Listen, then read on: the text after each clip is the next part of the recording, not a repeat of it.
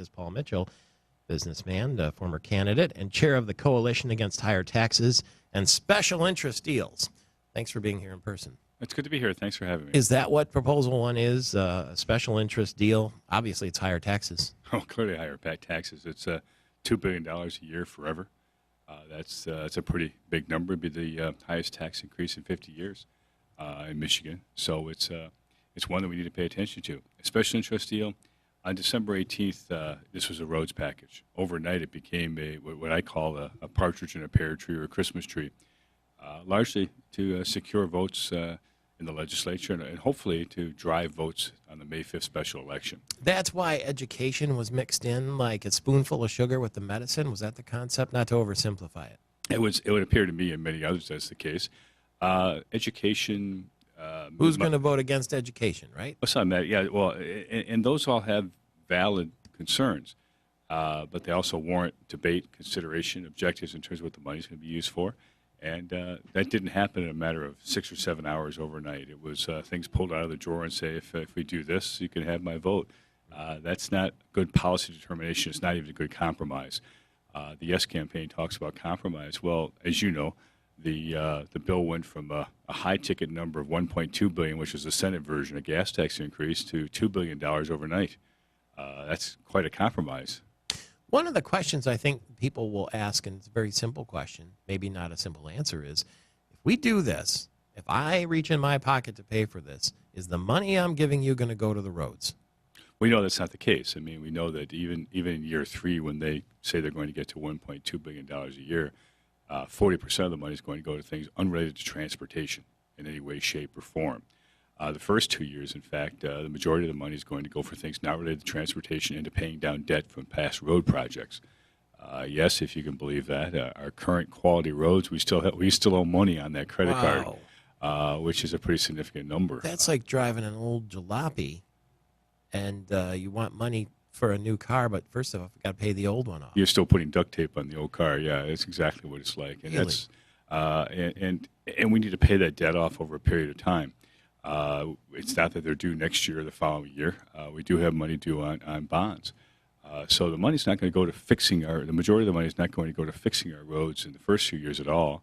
And even in year 3, when they say they're going to spend about $1.3 billion on repairing in transportation, 40% is going to be spent on other things.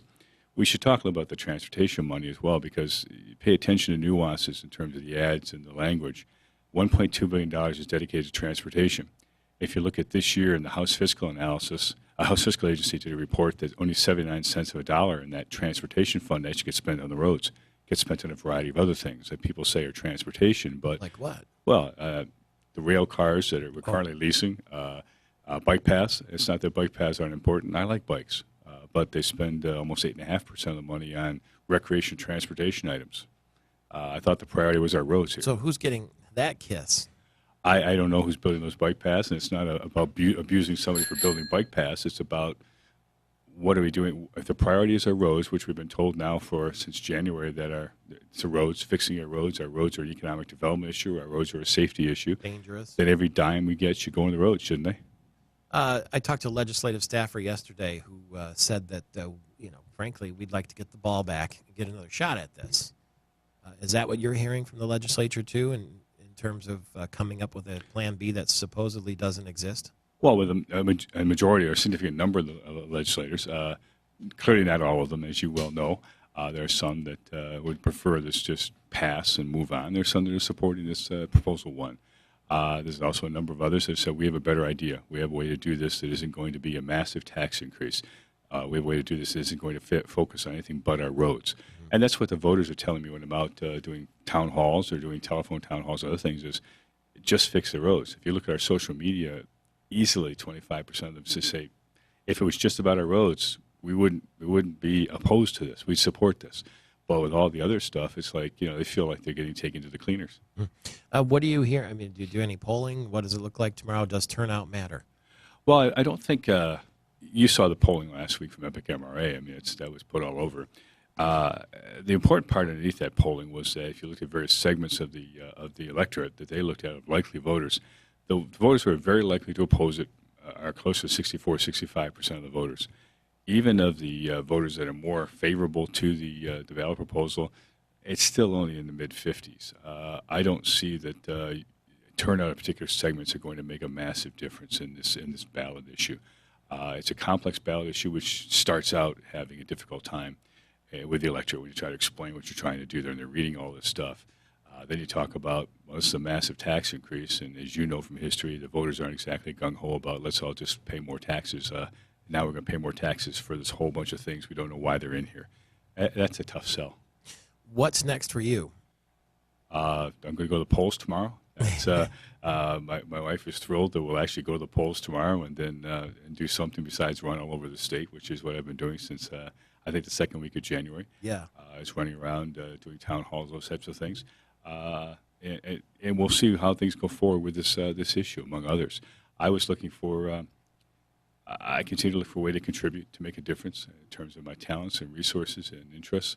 And as I looked at this road proposal, Proposal 1, I think I've told a number of people I kind of see it as a poster child for bad politics and bad policy. Do you have your eyes on a particular office, perhaps? No, because I you haven't. could label yourself fairly as the man who brought down Proposal 1, couldn't you? Well, I don't think that there's been a lot of groups involved in this.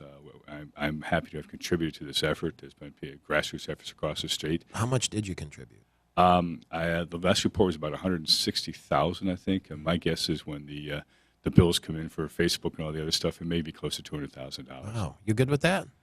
Yes, either way, it makes a difference, and that's what the objective was. It gives an indication of how fundamentally bad I thought this proposal was.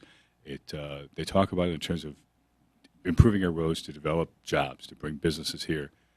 Well, a $2 billion tax increase isn't going to help economic development either, so we got to consider both sides of that coin. I think it's a bad deal. Well, hey, where will you vote tomorrow? I'll phone in Saginaw, Thomas Township. All right. Well, enjoy. Enjoy. I thought maybe you would have voted absentee already, but you'll be there 7 o'clock, I bet. No, I'll go to the polls. We want to go to the polls. We'll see you there. Thank you very much for being here. We appreciate that. Thanks for having me. Paul Mitchell.